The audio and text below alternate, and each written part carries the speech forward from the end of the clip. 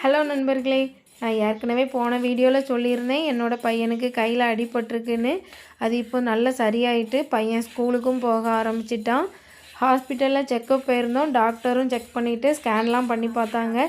Phone நல்லா join ஆகின ஆரம்பிச்சிட்டு நீங்கள் இனி பயப்பட தேவையில்லை, நீங்கள் ஸ்கூலுக்குமே தைரியமாக அனுப்பலான்னு சொல்லிட்டாங்க. டாக்டர் இந்த வார்த்தை சொல்லும்போது எனக்கு அவ்வளோ நிம்மதியாக இருந்து, ஏன்னா அது வரைக்குமே மனசுக்குள்ளே ஒரு பயம் இருந்துக்கிட்டே இருந்து என்ன சொல்லுவாங்க, என்ன ஆகும், சரியாக இருக்குமா அப்படின்னு ரொம்ப பயமாக இருந்து டாக்டர் இந்த வார்த்தையை சொன்னதுக்கு அப்புறம் தான் நான் உண்மைக்கும் ரொம்ப நிம்மதியாக இருந்தேன்னு சொல்லலாம்.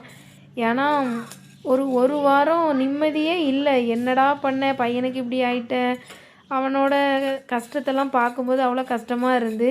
ஆனால் இப்போ ஓரளவுக்கு சரியாயிட்டான். இப்போ ஸ்கூலுக்கு போக ஆரம்பிச்சிட்டான். இப்போ கொஞ்சம் பரவாயில்ல, நல்லா இருக்கான்.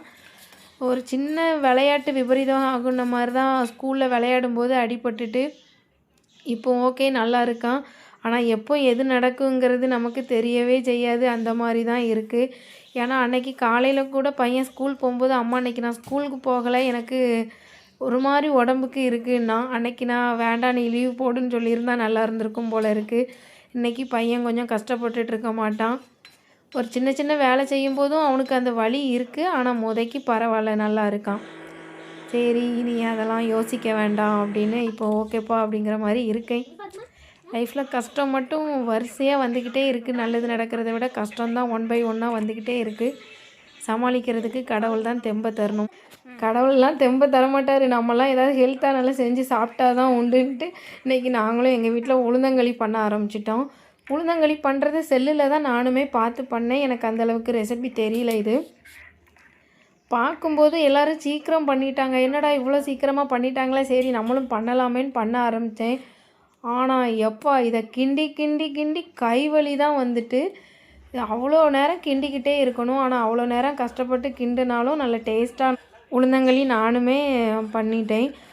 ஃபஸ்ட்டு வீட்டிலலாம் அம்மா இதெல்லாம் செஞ்சு தரும்போது நான் சாப்பிடவே மாட்டேன். எனக்கு இது வேண்டாம், ஸ்மெல் பிடிக்கலை அப்படிங்கிற மாதிரி சொல்லுவேன். ஆனால் இப்போ நான் செஞ்சனாலையா என்னன்னு தெரில, எனக்கு இது ரொம்ப பிடிச்சிட்டு அம்மா செஞ்சு தரும்போது வேண்டாம் வேண்டான்னு சொன்னதுக்குள்ள பலனை நான் இப்போ அனுபவிச்சுட்டு தான் இருக்கேன். ஏன்னா கல்யாணம் முடிஞ்சதுக்கப்புறம் டெலிவரி இதெல்லாம் ஆனதுக்கப்புறம் ரொம்ப பேக் பெயின், குறுக்கெலாம் ரொம்ப வலிக்க ஆரம்பிச்சிட்டு, சிசேரியன் வேறு. அப்போம்லாம் அம்மாலாம் செஞ்சு தரும்போது வேண்டான்னு சொன்னதுக்குள்ளே பலனை தான் இப்போ அனுபவிச்சிட்ருக்கோம். ஆனால் என் பிள்ளைக்கு அப்படி நான் வரக்கூடாதுங்கனால என்னோடய பிள்ளைக்கும் நான் இதெல்லாம் ரெகுலராக இனி கொடுக்கணும்னு நினச்சிருக்கேன். கண்டிப்பாக செஞ்சு கொடுப்பேன். நீங்களுமே உங்கள் பிள்ளைங்களுக்கு இந்த மாதிரி நல்ல ஆரோக்கியமான உணவெல்லாம் கொடுங்க. ஃப்யூச்சரில் நல்லாயிருக்கும். நெக்ஸ்ட் வீடியோவில் பார்க்கலாம். பாய். எப்படி இருக்குது?